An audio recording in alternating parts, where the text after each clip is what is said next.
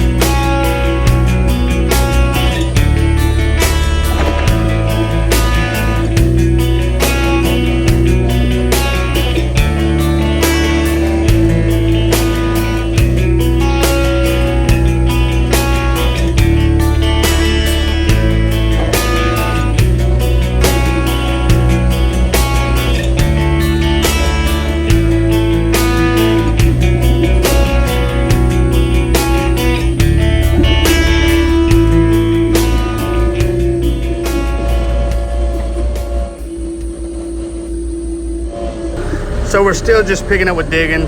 It's a constant back and forth. Probably not the most exciting video, but I myself enjoy digging. I enjoy running the machine. So, you know, it is what it is. If you like excavation and you like excavation videos, landscaping, then it's fun to sit and watch digging and loading, things like that. It is for me. So,